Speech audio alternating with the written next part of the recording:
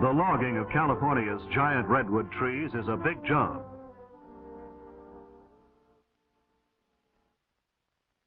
Even before the trees are felled, a railroad has to be built to take the trees to the mills to be cut into lumber. Surveyors lay out the lines that are followed by the railroad. The ties and the rails are laid even before the trees are felled. The X means that this tree will itself be used in moving other trees as soon as they are brought down and cut into logs.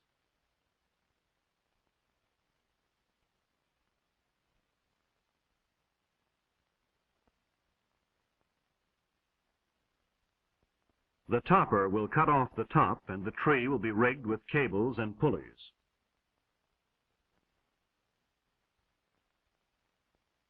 For most people, a job like this would seem too dangerous, but then logging is a hard and dangerous work, and these men take pride in their strength and courage.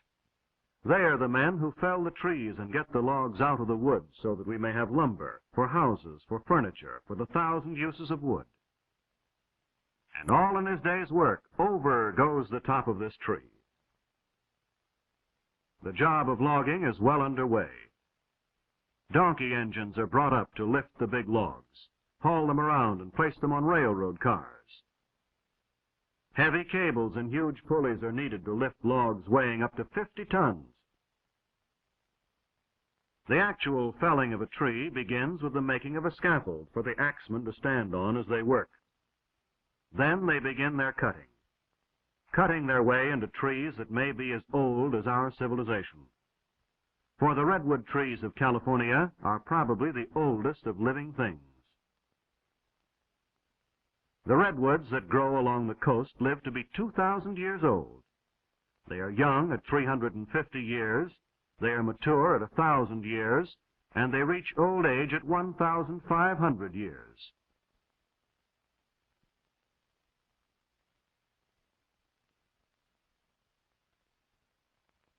All of the world's history since Christ was born could have occurred during the life of perhaps one of these redwoods.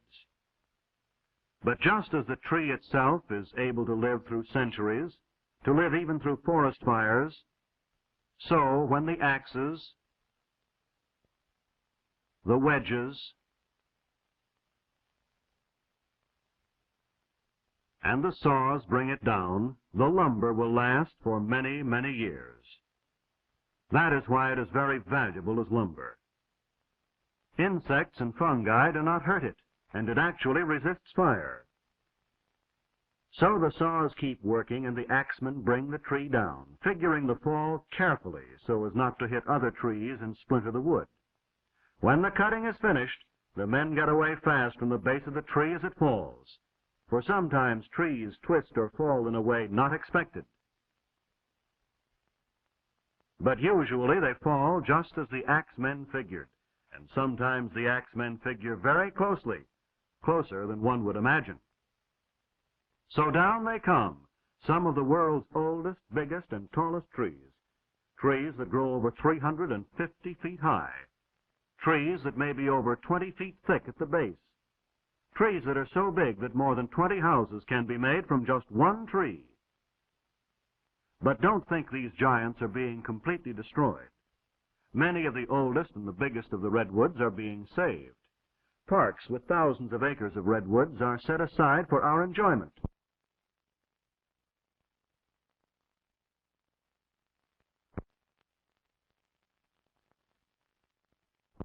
But now the logs are cut to the lengths wanted by the mills and the carpenters and started on their way to becoming boards useful to mankind. But the journey is not quick, simple, or easy. The logs must be snaked out by big tractors and loaded onto heavy trucks, or dragged by the tractors out to the edge of the clearing where they can be picked up and carried overhead toward the railroad. The logs look small as they swing easily through the air. Notice the big tongs, like ice tongs, that are used in lifting and moving the logs, and the booms that swing the logs onto the flat cars. But with the arrival of the logs at the railroad, A second part of the log's journey to the mill has begun. Trees that were living and growing a few days before are now on their way to be sawn into lumber.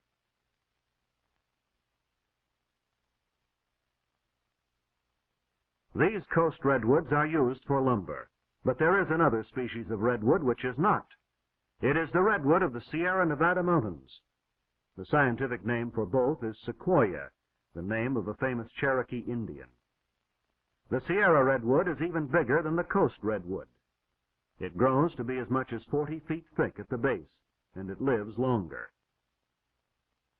It may live to be 4,000 years old. Redwoods are today native only to California and a small section of Oregon. But thousands of years ago, they were to be found throughout Europe and Asia.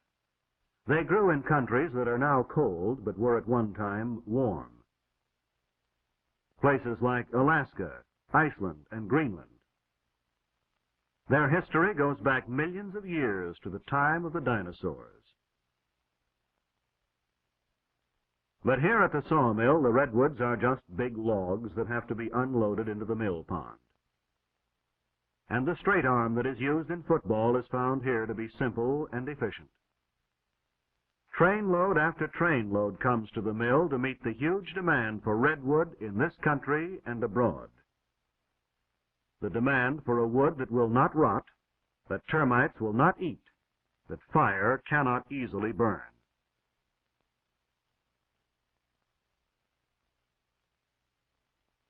Into the mill pond they go, one huge log after another, each one meeting the demand for a wood with its special advantages.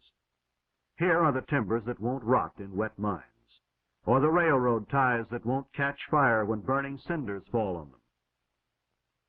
And here is a mill where the logs are brought from the forest and stored in a mill pond where they can be easily moved.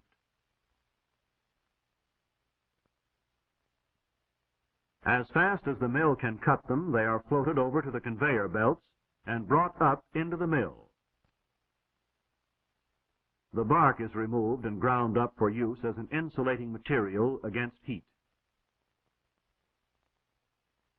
Then the big saws begin cutting off enormous boards.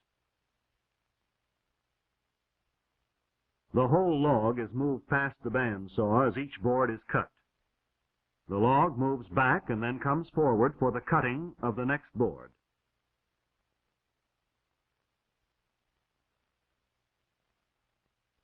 After this, the boards with bad parts in them are cut.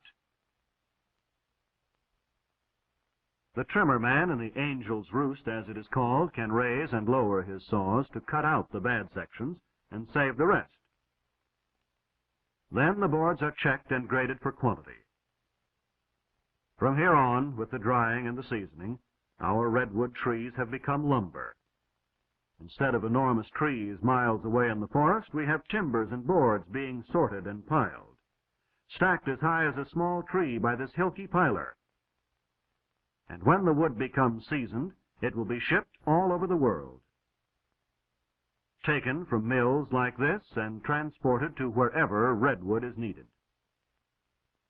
But when we look at stacks of redwood lumber, we may well be reminded of its ancient history, for this is lumber from a species of tree that has survived for millions of years. Trees that can withstand the insects and diseases that kill off other species.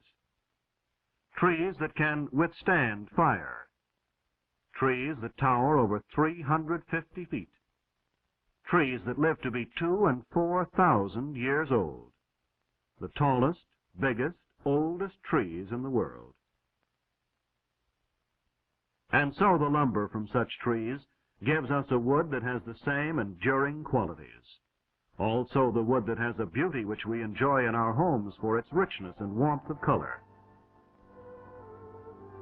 For just as the Russians discovered at the time when their old empire extended into California, and they built this stockade and blockhouse at Fort Ross, redwood has not only beauty and endurance, but a strength born out of the ages. The world's biggest and oldest of living things, the Coast and Nevada redwoods, continue to live in our use of them just as they continue to live and grow in our forests today.